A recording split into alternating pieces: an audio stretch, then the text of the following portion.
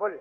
मेरे लिए काफ़ी हर्ष का विषय है कि आज मैं सरकार के विगत 5 वर्षों के कल्याण एवं समाज कल्याण विभाग के कार्यक्रमों को और आगामी कार्य योजनाओं के आपके समक्ष में रखूंगी। अध्यक्ष महोदय, there is no limit to what we as a women can accomplish. जब भी मैं राज्य की या देश की महिलाओं को नज़दीक से समझने का प्रयास करती हूँ अध्यक्ष महोदय, तो बड़ा ही असंतुलित चित्र सामने आता है। एक तरफ हम ये देखते हैं कि हमारे देश के सर्वोच्च पद पर राष्ट्रपति जी महिला सुशोभित हैं और बरसों बरस से प्रधानमंत्री के रूप में भी महिलाओं ने वहाँ पे अपनी सेवाएं दी हैं। केंद्र सरकार हो, राज्य सरकार हो, मुख्यमंत्री के तौर पे, मंत्रियों के तौर पे और अधिकारियों के तौर पे वे अपनी सेवाएं दे रही हैं। आज चाहे कल्पना चावला हो या फिर सुनीता विलियम्स हो, अंतरिक्ष में जाकर के भी इन्होंने अपनी उपस्थिति दर्ज कराई है। संतोष यादव जैसी महान व्यक्तित्व वाली एक हिमालय जैसे पर्वत को कई बार अपने कदमों से उन्होंने उसको नापा है। इन तस्वीरों को जब हम देखते हैं तो हमें काफी गौरवान्वित महसूस होता है, और दूसरी अगर हम तस्वीर देखेंगे तो वह कभी काफी हमें शर्मसार करती है। आज 2 वर्ष की बच्ची से लेकर के 90 वर्ष की वृद्धा असुरक्षा के भाव से जीने को विवश है। आज भारत देश में 94% से ज्यादा जो महिलाएं हैं वो अपने निर्णय भी स्वयं नहीं ले पाती हैं। कहीं ना कहीं अपने परिवार के, अपने पुरुष साथी के साथ उनके द्वारा लिए गए निर्णयों को वे स्वीकारना और विवशता के साथ वो उसको निर्वाहन करने के लिए मजबूर रहती है। अध्यक्ष महोदय, आज जिस विभाग के बारे में हम बात कर रहे हैं उस विभाग का नाम है कल्याण विभाग। इसका जिम्मा है अल्पसंख्यक, दलित, पिछड़ा, आदिवासी महिलाओं एवं बच्चों के जिम्मेदारी को लेना। अध्यक्ष महोदय, ये शब्द कल्याण, मुझे लगता है कि इसी शब्द से ही समाज में हमारे जो अलग अलग वर्ग हैं उन वर्गों में हमारी स्थिति क्या है ये स्पष्ट पता लग जाता है। मैं ये कहना चाहूँगी कि ये तो मेरा व्यक्तिगत राय है, लेकिन मैं सदन में आपके समक्ष रखना चाहूँगी, क्यों नहीं हम आज ये कल्याण शब्द को पीछे छोड़कर, चाहे वो मंत्रालय हो, विभागों हो, उनको हम बदल करके इसे अधिकार के नाम पे अगर किया जाए तो ये मेरा व्यक्तिगत राय है, क्योंकि ये अधिकार की लड़ाई है। ये अधिकार की लड़ाई बरसों बरस से पांव में जो बंधी हुई बेड़ियां हैं इसको तोड़ करके आगे बढ़ने के लिए हम निरंतर लड़ रहे हैं। अध्यक्ष महोदय, क्योंकि ये जो कल्याण शब्द है, ये शब्द मुझे एहसास कराता है एक शासक और एक दास का। लेकिन जैसा कि लोकतंत्र में शासक नहीं होता है और ना ही कोई दास होता है। विश्व में अनेकों देशों में आजादी के बाद भी महिलाओं ने ये संघर्ष किया है कि वो अपने मत का प्रयोग कैसे कर सके। लेकिन ये भारत एक ऐसा देश है जहाँ पे आजादी के बाद तुरंत बाद महिलाओं को पुरुषों के बराबर हक मिले, इसके लिए बाबा साहेब जैसे दूरदृष्टा लोगों को मैं बारंबार प्रणाम करना चाहूँगी। मैं बारंबार प्रणाम इसलिए करना चाहूँगी क्योंकि मैं आदिवासी समाज से आती हूँ। मैं बारंबार प्रणाम इसलिए करना चाहूँगी क्योंकि मैं एक महिला हूँ। और आज हमारे समाज में जातियों में पिछड़ापन है, और उस पिछड़ेपन में भी अगर आप महिलाओं की स्थिति को देखेंगे तो वो काफी भयावह है। आखिर विभिन्न विभागों में महिलाओं को आरक्षण देने की बात क्यों उठ रही है?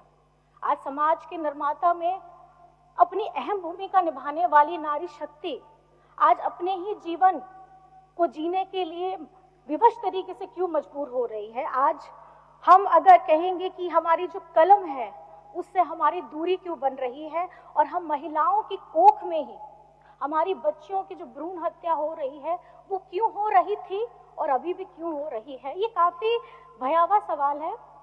और क्योंकि आज नीति निर्माता जिस तरीके से सोच रहे हैं, उन्हें ये स्वीकारना होगा कि जाति आधारित पिछड़ेपन को अगर आप जेंडर के लेंस से देखेंगे तो काफी दर्दनाक दृश्य आपको नजर में आएगा। अध्यक्ष महोदय, मैं ये कहना चाहूंगी कि सिर्फ झारखंड का विषय नहीं है, ये भारत के विषय के साथ ये विश्व में भी हर एक कोने में अगर आप महिला की स्थिति को देखेंगे तो कमोबेश आपको यही परिस्थिति नजर आने वाली है। और इस स्थिति को सुधारने के लिए लोगों ने काम भी किया है और हमारे देश में भी काम हो रहा है, लेकिन सवाल ये है कि आज भी हम इस बात पे ताली बजाते हैं कि महिलाएं, गर्भवती महिलाओं की मौतें कम हो रही हैं। हमारी जो बच्चियों का भ्रूण जिसको खत्म किया जाता है, हम उसको बचाने के लिए ताली बजा रहे हैं। लोग ये कहते हैं कि हम आने वाले समय में सदन में महिलाओं को आरक्षण देंगे। ये सब सुनने में बहुत अच्छा लगता है, लेकिन आखिर कब तक हम इन सजावटी निर्णयों को ताली बजा करके स्वीकार करेंगे? ये आज हम बहनों को, हम बेटियों को जरूरत है एक सुरक्षित वातावरण में शिक्षा उपलब्ध कराने की और रोजगार देने की। हमें सिर्फ शिक्षा और रोजगार चाहिए, बाकी हम अपने से सब कुछ कर सकते हैं। आखिर कब तक एक मैया अपने बच्चे को पोषण का आहार देने के लिए अपने घर के पुरुषों से पैसे मांगने को विवश होती है? मैं ये कहना चाहूंगी कि हमारी अबुआ सरकार ने 24 वर्ष में ये पहली बार है कि आधी आबादी हमारी माताओं, बहनों, दीदियों, दादी, नानी, आप जिन भी महिलाओं को बोले, उनके लिए एक क्रांतिकारी योजना लाई थी और वो लाई थी मैया सम्मान योजना। और इस मैया सम्मान योजना में शुरुआत में हम लोगों ने प्रतिमा 1000 रुपए देने का काम किया था और जिस तरीके से एक वादा निभाया था 2500 रुपए देने का, आज आप हर एक महिलाओं के चेहरे में खुशियां देख सकते हैं, उनकी आंखों में एक सपना देख सकते हैं। वो अपने जीवन के स्तर को सुधारने का काम कर रही है और ये काबिले तारीफ है, क्योंकि झारखंड के मुख्यमंत्री हेमंत सोरेन जी के द्वारा लाई गई उनकी सोच आधी आबादी को ये समर्पित है। आज हम जब बातें करते हैं, हमारे विपक्ष के लोग ये कहते हैं कि मैया सम्मान का पैसा कहां से लाएंगे? कहीं ऐसा तो नहीं होगा कि दूसरे विभागों से आपके पैसे काट दिए जाएंगे? आज इस योजनाओं को रोकने के लिए चुनावी वर्ष में PIL गैंग भी एक्टिव हो गए थे, लेकिन ये कहीं ना कहीं मैं झारखंड की जनता और खास करके मैया को बहुत बहुत धन्यवाद करना चाहती हूँ, क्योंकि उन्होंने सच का साथ दिया और उस सच के साथ में आज हम अपने किए हुए वादों को पूरा कर रहे हैं। अध्यक्ष महोदय, आज हम पूरे गाजे बाजे के साथ अकाउंट में पैसे भी पहुंचा रहे हैं और किसी विभागों से इसका पैसा भी नहीं कट रहा है। जहां एक तरफ मुख्यमंत्री रोजगार सृजन योजना के तहत 26,000 से अधिक लोगों को कम ऋण में उनको उनकी रोजगार उपलब्ध कराने के लिए राशि दी जा रही है, और वहीं पर में भी वन अधिकार अधिनियम के तहत 3,47,000 एकड़ वन भूमि का पट्टा भी दिया जा रहा है। राज्य के विभिन्न हिस्सों में आप 594 हमारे छात्रावास का काम शुरू हो चुका है और वहां पे छात्रावास का मरम्मती के साथ बच्चों को भोजन मिले, पौष्टिक भोजन मिले, इसकी शुरुआत हो चुकी है। इसके अतिरिक्त अन्य शहरों में भी बहुमंजिला छात्रावास का निर्माण किया जा रहा है। अंबेडकर छात्रावास, रेडमा, डाल्टनगंज आदिवासी छात्रावास, रांची से अतिरिक्त 2 अन्य छात्रावासों में के काम के स्वीकृति भी मिल गई है। पहले फेज में 500 करके 10 छात्रावासों के निर्माण की योजना बनाई जा रही है। अध्यक्ष महोदय, आज हमारी सरकार 18 वर्ष से लेकर के 50 वर्ष की महिलाओं को उनके से सम्मान राशि 2500 रुपए उनको दे रही है और ये आर्थिक सहायता उनको मजबूती प्रदान करने के लिए दी जा रही है। अध्यक्ष महोदय, वादा करने और उसे निभाने के लिए हेमंत सोरेन जी ने जो पूरे राज्य के लोगों को, महिलाओं के साथ किया था, वो वादा भी पूरा कर रही है और आज ये पूरे देश के लिए एक अनुकरणीय विषय है। विभिन्न माध्यमों से बहुत सारी सूचनाएं भी प्राप्त होती हैं कि प्रतिमाह 1000 रुपए, 2500 रुपए जब दे रहे हैं तो महिलाएं क्या कर रही हैं? महिलाएं उन्हें अपने बच्चों के पोषण आहार के लिए, बच्चों की शिक्षा के लिए और अपने कुछ छोटे स्वरोजगार के लिए इत्यादि वो उसे इस्तेमाल कर रही है, जो काबिल तारीफ है। और इस योजना के तहत प्रत्यक्ष परोक्ष रूप से हमारे राज्य की अर्थव्यवस्था को सुदृढ़ करने का काम किया जा रहा है। और मैं समझ सकती हूँ कि ये काफी मुश्किल काम था, क्योंकि इतनी बड़ी राशि को इकट्ठा करना, लेकिन मैं धन्यवाद देना चाहूंगी माननीय मुख्यमंत्री जी एवं वित्त मंत्री जी को। ये उनका डेडिकेशन है, उनका कमिटमेंट है राज्य की महिलाओं के लिए, जो उन्होंने किया है। मैं बहुत बहुत धन्यवाद देना चाहूंगी, क्योंकि इस एक योजना को बोल करके धरातल में ला करके सबके हाथों में पैसा दे करके, ये वही बात होती है कि मैंने पौधा लगाया, लेकिन पौधा लगा के उसका फल देने का काम हमारी अबुआ सरकार कर रही है। एक महिला के रूप में, एक जनप्रतिनिधि के रूप में मैं अबुआ सरकार को बहुत बहुत धन्यवाद करना चाहती हूँ।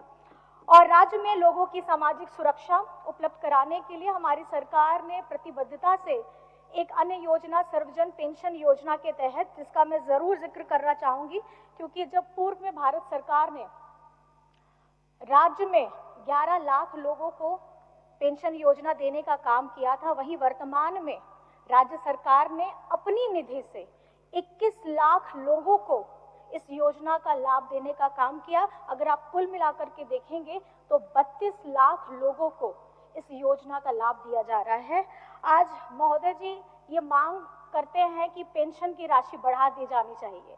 ये कौन लोग कह रहे हैं?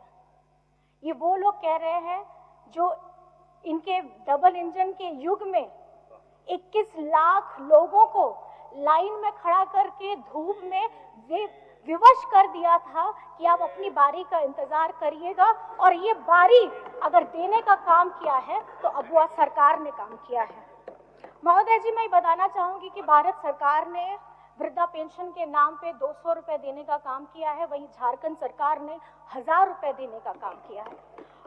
भारत सरकार ने हमें विधवा पेंशन में 300 रुपए प्रतिमाह देने का काम किया है, लेकिन झारखंड सरकार ने 1000 रुपए प्रतिमाह देने का काम किया है।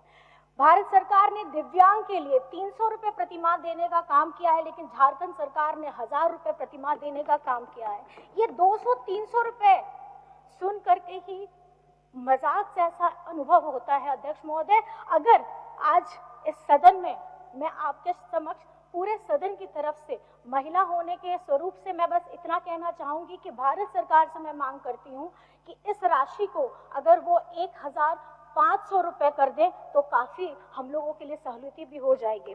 आज हमारी सरकार हमारी बच्चियों की शिक्षा, उसकी प्रोन्नति के लिए हमारी लाई गई योजना सावित्रीबाई फूले किशोरी समृद्धि योजना के तहत 40,000 रुपए की राशि बच्चों के अकाउंट में जा रहे हैं, जहां कक्षा 8 से लेकर के कक्षा 12 की बच्चियों को ये पैसा दिया जा रहा है, ताकि किसी आर्थिक कमी से उनकी पढ़ाई न रुक सके। आज हमारी जो योजनाएं हैं वो हमारी दृष्टि को रेखांकित करती है। हमारी योजनाएं कल्याण के लिए नहीं, हमारे अधिकार की दृष्टि से हम उसे देखते हैं। वे अधिकार जो हमें बहुत पहले मिल जाने चाहिए थे, वे अधिकार जिसे हमें वंचित रखा गया था। It's not about making women stronger. Women are already stronger. But the main thing is that it is about changing how the world perceives that strength.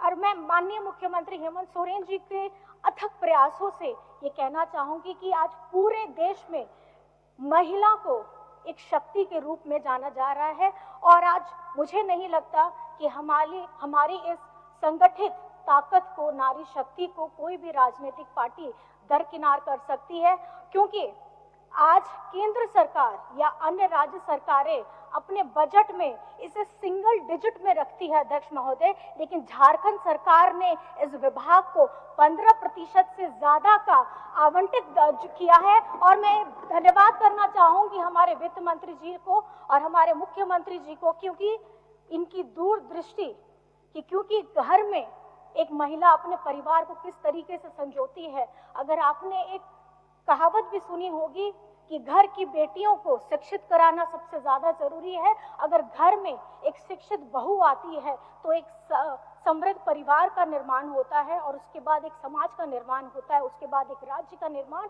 और उसके बाद एक देश का निर्माण होता है। अध्यक्ष महोदय, और मुझे लगता है कि आगामी दिनों में हम सब के सम्यक प्रयास से हमारी ये स्थिति बहुत अच्छी होगी और हमारा जो हर किसी का, चाहे पक्ष का हो विपक्ष का हो, एक सपना है सोना अबुआ झारखंड, वो जरूर साकार होगा, क्योंकि जिसकी चमक फिलहाल अभी कुछ चंद घरों में तक सीमित है, उसे आगे बढ़ा करके राज्य के आखिरी खड़े पायदान व्यक्ति तक उनके घर को चमकाने का काम किया जाएगा। अध्यक्ष महोदय, बस मैं आपका भी धन्यवाद करना चाहूंगी कि आपने मुझे ये क्षण दिया, ये पल दिया जब मैं अपनी बातों को सदन के सामने में रख सकूं। जय हिंद, जय झारखंड।